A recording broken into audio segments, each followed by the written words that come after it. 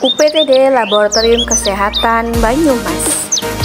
Terletak di Jalan Marta Dirja 2 nomor 11 Mersi, Purwokerto Timur. Labkesmas Banyumas melayani pemeriksaan lab klinis dan lab lingkungan. Assalamualaikum warahmatullahi wabarakatuh.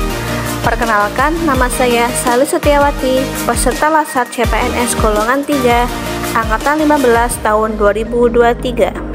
Berikut saya akan menampilkan kegiatan aktualisasi saya, yaitu optimalisasi informasi edukasi pra-analitik persiapan pasien sebelum melakukan pemeriksaan laboratorium di Laboratorium Kesehatan Masyarakat Kabupaten Banyumas. Berdasarkan pengamatan saya dalam waktu kurang lebih 1,5 tahun terakhir, pemeriksaan laboratorium klinis merupakan suatu pelayanan yang sangat penting yang persyaratan pemeriksaan pra-analitik persiapan sebelum harus diperhatikan, dan pemeriksaan di Labkesmas belum optimal, hanya dilakukan secara lisan. Kegiatan yang saya lakukan selama habituasi yaitu untuk mengoptimalkan edukasi pra-analitik persiapan pemeriksaan pasien dengan media edukasi, yaitu dengan kegiatan sebagai berikut. Kegiatan yang pertama, membuat rancangan SOP pra-analitik persiapan pasien. Tahapan pertama, mencari referensi dan materi pembuatan SOP. Tahapan kegiatan kedua, melakukan konsultasi pembuatan SOP. Tahapan kegiatan 3, membuat draft SOP. Tahapan keempat, konsultasi dan revisi SOP sebelum dicetak. Tahapan 5, mencetak SOP yang telah direvisi dan disetujui untuk disahkan. Pengesahan SOP pra-analitik persiapan pasien. Lembar SOP yang sudah disahkan. Nilai dasar ASN yang diterapkan kegiatan 1 adalah: kegiatan kedua, membuat media edukasi berupa media cetak. Tahapan pertama, mencari referensi dan literasi untuk pembuatan media cetak berupa leaflet dan pamflet. Dilanjut menyusun materi edukasi. Tahapan kedua, konsultasi dengan mentor dan IT Labkes mengenai konsep media cetak yang akan dibuat. Tahapan ketiga, membuat desain media cetak, leaflet, dan pamflet melalui media Canva dan berkolaborasi dengan IT Labkes Kabupaten Banyumas. Hasil desain media cetak. Tahapan keempat, konsultasi meminta persetujuan hasil desain leaflet, pamflet, dan menganalisis kebutuhan media cetak. Tahapan kelima, mencetak pamflet dan memperbanyak media leaflet. Hasil cetakan media cetak. Nilai dasar ASN yang diterapkan kegiatan 2 adalah: kegiatan ketiga, membuat media informasi berupa video. Tahapan pertama, mencari referensi pembuatan video edukasi. Tahapan kedua, membuat draft konsep video dan skrip video.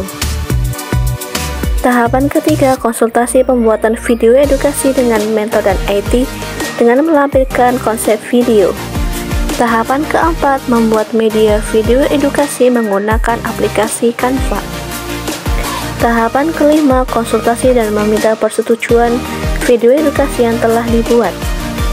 Tahapan keenam, meminta izin kepada IT untuk mengupload media edukasi di media informasi Labkes Banyumas. UPTD Laboratorium Kesehatan Kabupaten Banyumas. Bukti media informasi yang sudah diupload di media informasi Labkesmas. Nilai dasar ASN yang diterapkan pada kegiatan 3 adalah: kegiatan 4, mengimplementasikan edukasi. Tahapan pertama, konsultasi dengan mentor dan promkes terkait jadwal waktu kegiatan edukasi. Lembar jadwal edukasi yang telah disetujui. Tahapan kedua, membuat pojok informasi sebagai sarana edukasi. Pamflet ditempel di ruang sampling darah dan di ruang tunggu pendaftaran. Tahapan ketiga, melakukan edukasi kepada rekan kerja dan pengunjung Labkesmas dengan membagikan leaflet pada saat upacara 17 Agustus kepada seluruh pegawai Labkesmas dengan memaparkan tujuan dan isi leaflet. Kemudian dilanjut dengan melakukan edukasi kepada pasien atau pengunjung Labkesmas yang datang untuk melakukan pemeriksaan di Labkesmas. Bukti daftar hadir peserta edukasi. Nilai dasar ASN yang diterapkan pada kegiatan 4 adalah kegiatan 5, melaksanakan kegiatan evaluasi dan rencana tindak lanjut. Tahapan pertama, konsultasi kegiatan evaluasi dan rencana tindak lanjut.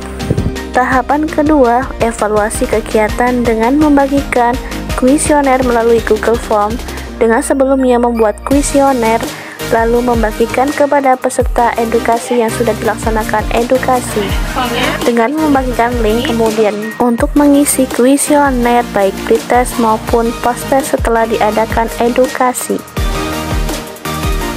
Tahapan ketiga, membuat analisa dan laporan hasil evaluasi Google Form yang telah diisi oleh peserta edukasi. Untuk melakukan evaluasi, maka dibuat form monitoring edukasi, kemudian diisi ketika ada pasien datang untuk melakukan pemeriksaan laboratorium. Membuat dan mengisi form checklist monitoring kegiatan selama aktualisasi dan habituasi untuk dicantumkan di laporan hasil kegiatan. Membuat laporan hasil evaluasi kegiatan dan aktualisasi. Tahapan keempat, menyampaikan hasil laporan evaluasi dan rencana tindak lanjut.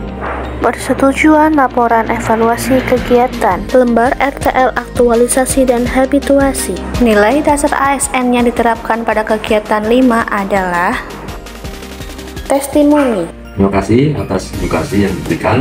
Dengan adanya edukasi ini lebih paham akan pengetahuan persiapan pasien sebelum melakukan pemeriksaan laboratorium yang nantinya akan berpengaruh terhadap keakuratan hasil yang berlanjut terhadap pengobatan atau tindakan selanjutnya.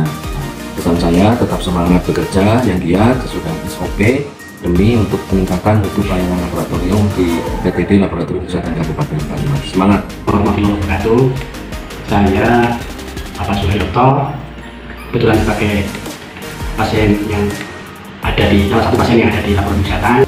Dengan dijelaskan panjang lebar dari tugas laboratorium yang cukup mewakili lah, menurut saya akhirnya kami bisa memahami bahwa ternyata untuk pemeriksaan laboratorium itu perlu pengetahuan yang harus disampaikan oleh petugas kepada konsumen, sehingga dari konsumen sendiri bisa memahami apa yang perlu dilakukan sebelum pemeriksaan di laboratorium.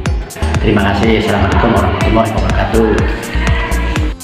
Dengan adanya edukasi pra-analitik persiapan pasien sebelum pemeriksaan di Labkesmas, pasien akan lebih paham mengenai persyaratan sebelum melakukan pemeriksaan lab dan meningkatkan kepercayaan masyarakat kepada Labkesmas Kabupaten Banyumas.